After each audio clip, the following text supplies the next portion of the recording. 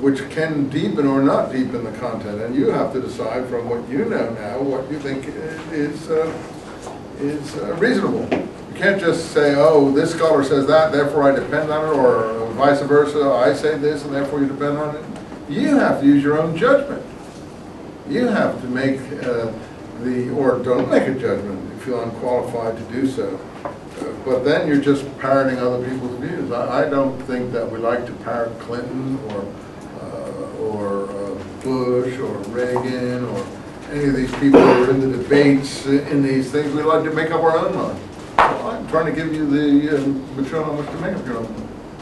So I'm pointing out to you what I consider the internal things that point to a 1st century AD dating here.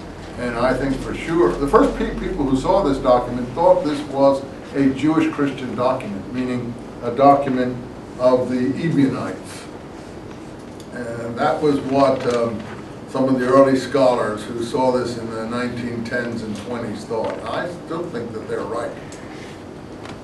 But it's a kind of odd kind of Jewish Christianity. It's a very aggressive messianism, is what it is. A very aggressive messianism.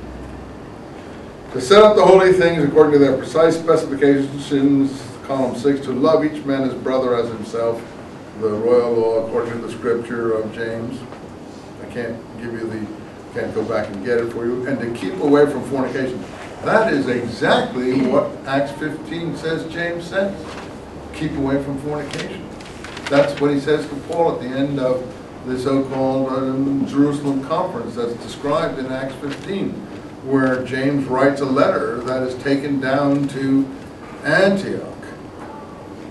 And you read Acts 15 and Acts 21 and you'll see these things.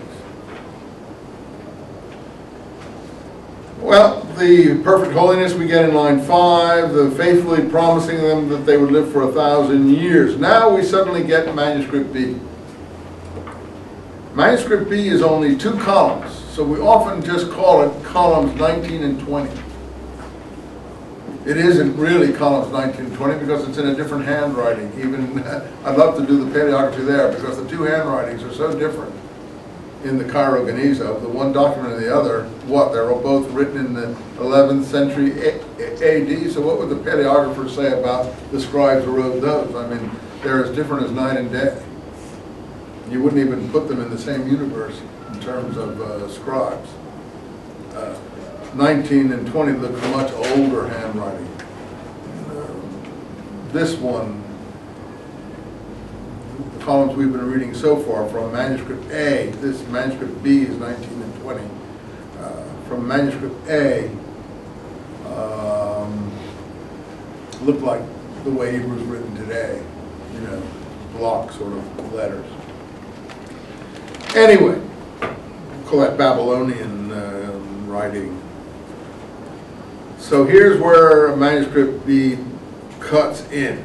Now there probably was more to manuscript B than is in the Cairo Geniza, but that's all they had. Manuscript B adds, promising them that they would live for 1,000 generations, as it is written, keeping the covenant and the grace or the piety or the goodness, but the word I think is grace. Promise to those who love him. By the way, those who love and keep my commandments for 1,000 generations. So Deuteronomy 7:9 is what's being quoted in manuscript B. Going back to manuscript A. And if they are living in the camps, as per the rule of the law, so here we get reference to camps, people living in camps. Manuscript B adds, as per the laws of the land as they were of old, living in the camps as per the laws of the land as they were of old. So otherwise it's the same as manuscript A. So manuscript B picks up there. That's the first line of column 19. I don't know if I'm confusing you, but there's 2 documents in the Cairo Geniza. One we call manuscript A, which we've been reading, which is about, well, I only give you about 8 columns of it. But it actually goes up to about actually has about 16 or 17 columns. Must have 18 columns because then they call manuscript B column 19 and 20. It doesn't pick up from column 18 of manuscript A. What it rather does, and that's what's so confusing, it overlaps column 7 and 8 of manuscript A. It overlaps column 7 and 8 of manuscript A. That is columns 19 and 20, how we number manuscript B, overlap columns 7 and 8 of manuscript A. But it just doesn't overlap, it adds material. And it has things more or less the same spirit, but different materials to some extent. And that's what's so incredible, because the material, particularly in column 20, doesn't exist in manuscript A. It only exists in manuscript B. So what did I want to know when I wrote the letter to get access to the scrolls back in 19, you see why we wrote that letter, 30, 40 years have gone by and it showed us nothing. Can we say these things are parallel in the Dead Sea Scrolls? And it turns out some of the materials from column 19 and 20 are parallel in materials from cave 4. But of course it's not a whole manuscript like this, just bits and pieces. So we don't know how the manuscript actually would have read. I think the manuscript was still in the process of being written when they were deposited in the caves. There were different versions of the manuscript because people were still working on it when they were destroyed. Another argument for 1st century rather than 2nd century BC. That's the big argument. I mean, is this a 2nd century BC document or is it a 1st century AD document? I mean, there's nothing in it that can identify it either way, just how it reads. Now here's a new thing, the camps. We're going to get the camps in the War Scroll and also in the MMT, the letter document that I told you about. The letter to some ruler probably overseas and it talks about camps. Anyway, and they take wives and they beget sons.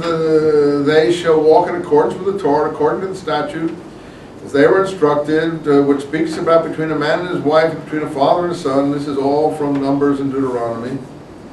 Back to the people it doesn't like. End of line 9. But all those rejecting, that is the commandments,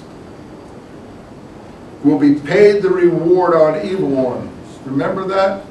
And they will be paid their reward. Where do we read that? In the community rule. We just read it. They will pay the evil ones their reward. Now, they will be paid the reward on evil ones. When?